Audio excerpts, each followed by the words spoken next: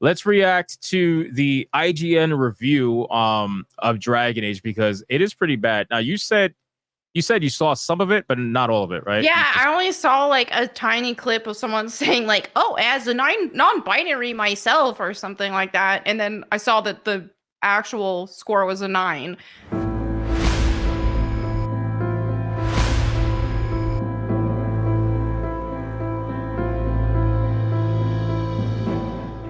Yeah. So okay. So the person who made it is this person, Liana Hafer.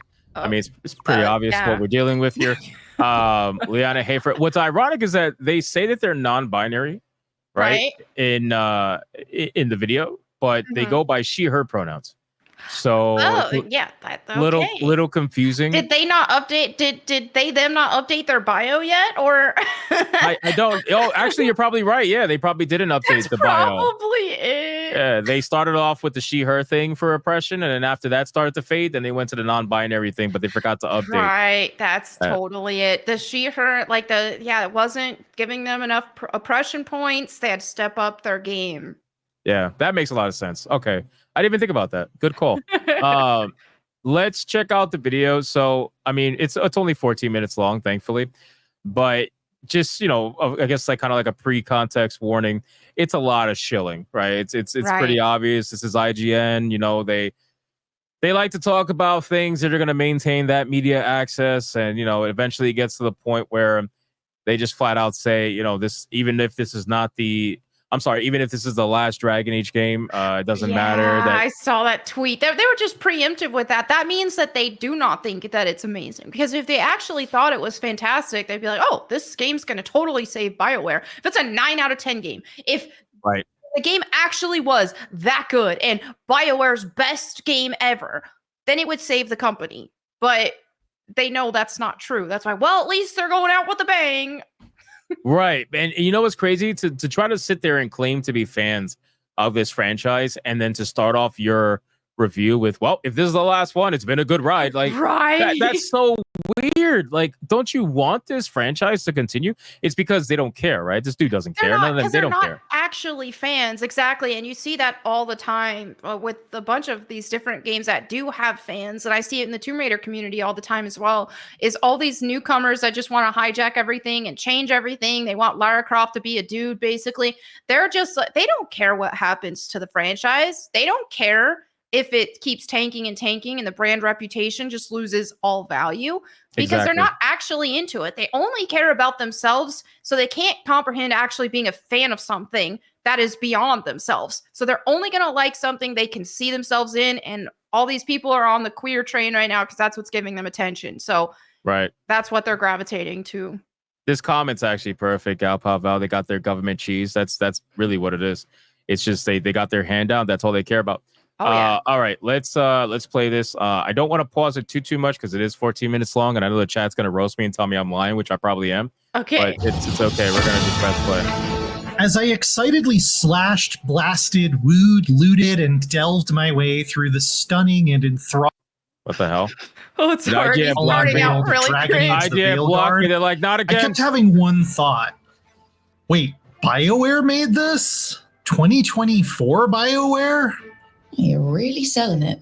With this game coming in the wake of the debacle that was Anthem, itself preceded by Dragon Age Inquisition and Mass Effect Andromeda, which were both merely alright in hindsight, I wasn't sure these former masters of the role-playing game craft could make a game like this anymore.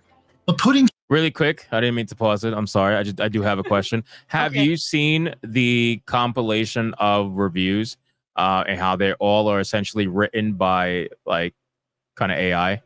Oh, or they all have the same talking point. Did you see that? That does not surprise me. Well, that most likely either is AI or they could, the PR team that sent out the codes could have given them some bullet points already. Yeah, here's some talking points about the game that we would love featured, or that may even have been a prerequisite to even get a code. Is okay, we want you to talk about these points. We want this, that, and the other. So that definitely sounds like it's so obvious that that's what it is, right? Because again, some people are saying it's AI, but I do believe it's the second thing you said, right? Where they gave talking points, because all of them have been caught using the same exact phrase, of them trying to say, oh, it's a return to form for BioWare. It's obvious that BioWare is trying to get ahead of the bad press that the company has from Anthem and Andromeda and everything. So they're trying to say, oh, it's a return to form. Oh my God, this is BioWare? Wow, there's no way BioWare of 2024 made this amazing game. It's all the same. Well, that doesn't surprise me too, because also these journalists don't like to work. So if they have an outline, they can just copy and paste some stuff from. Hey, that makes it all easier for them. But I do know when I used to get codes and stuff to stream games, that was very common that they would give you like different bullet points that they wanted you to talk about. For me, I was just like, I just want to play the game, but they definitely try to push that, and probably even more so in a desperate situation like this. Yeah, it's so ridiculous. All right, let's together my team of interesting and endearing companions to save the world. Felt like getting the old band back together in more ways than one. Look at this. Can I go back? I'm sorry. I know I lied. I clearly lied. I lied. It's not my fault, because look at this, man. It's like the circus. It is. What is this group of creatures? I don't even know what to even call it at this point. What is this? It's like, if you look at older Dragon Age characters and stuff, they were really cool looking, but this is just giving Tumblr art style, ugly, queer. Like, you just know it's queer just by looking at it. Yeah, what do they call that? Queer coded or whatever? Yeah, it is definitely queer coded, if you will. What is this? This looks like Dragon Age from Temu. Like, that's what it looks like. Like, it's just ghetto. I wouldn't even if you were to show people this before this game was even announced and say, hey, this is going to be a Dragon Age game, I don't think that Dragon Age fans would believe it. Well, that's what I said in a lot of my videos, where if you look at the game, you look at the gameplay, this is not Dragon Age, right? Somebody has to tell you that this is a Dragon Age for it to ring in your head. Oh, okay. Otherwise, you're not going to think that. That's just how it looks. But all right, sorry for pausing. Felt like getting the old band back together in more ways than one. Archdemons attacking the north wall. Try the horns. The Archdemon's too loud. No one's retreating. There's no choice, sir. We're under siege. We have to fall back to the dragon trap. Forget the trap. Send word to Commander Janos. Rally outside the wall. The scope of this adventure is the whole north of Thedas, sending you from the coasts of Ravane to the blighted wilds of the Anderfels, as you attempt to prevent the rise of an ancient and menacing evil. It was thrilling, as a longtime fan of the series, to finally see so many of the places I'd only read about in a journal entry way back in 2009. And the way BioWare has us go about that exploration is very focused and deliberate. Veilguard's level design was one of the first things that jumped out at me, reminding me of the original Star Wars Knights of the Old Republic almost more than anything. The slick, looping corridors with just enough little nooks to discover are cleverly interconnected in a way that proves how a BioWare-style RPG gains a lot and loses almost nothing by ditching the idea of a fully open world. So it's interesting that he says this, because I've been making videos talking about how the gameplay, people have been saying it's going to be linear. And a lot of the comparisons have been to God of War 2018, which is pretty damn linear. Aside from, being able to go into a crevice every now and then and find a chest. For the most part, you're just basically on rails. That's actually kind of sad. That's kind of sad to see from a Dragon Age game. And I know there's people out there that are, in the comments are going to be like, well, some Dragon Age games were linear. I'm like, yeah, Dragon Age 2, the one nobody liked, right? Like Dragon Age Origins wasn't open world, but it definitely was a little bit more freer than Dragon Age 2. And Inquisition tried to be a little bit of both. And ultimately people thought it was too open world, whatever the hell that means. But still, like, I'm not looking for like super open world Horizon Forbidden West kind of a thing, like but to put this game on rails is kind of sucks, because I think this game could benefit from being a little bit more open than being like God of War 2018.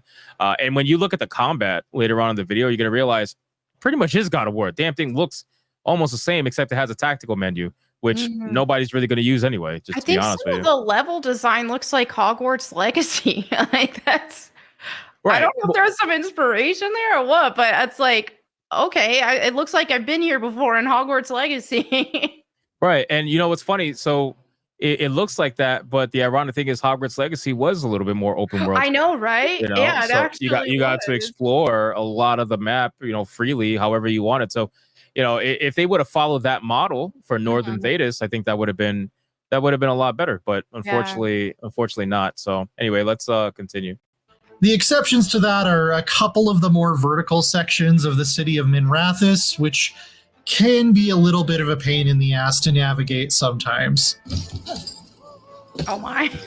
Across the board, though, the environment art is really jaw-dropping. From the desolate peaks of Kal Sharok to the surreal floating elven ruins in Arlathan Forest. I was very pleased with the character designs. Oh my god. Oh, the character designs are the best part, of course. How can you be pleased with this? Literally everybody looks androgynous. This is why he's pleased with it. I'm pleased with the character designs because they made me feel better about myself. Yeah, that's really what it is. And every character except for the black guy is on big head mode. Literally every character. The dwarf chick, big ass head. Whatever this thing is pretending to be a Kunari, big ass head. And then this thing that looks like she just got out of the Mexican cartel, big ass head.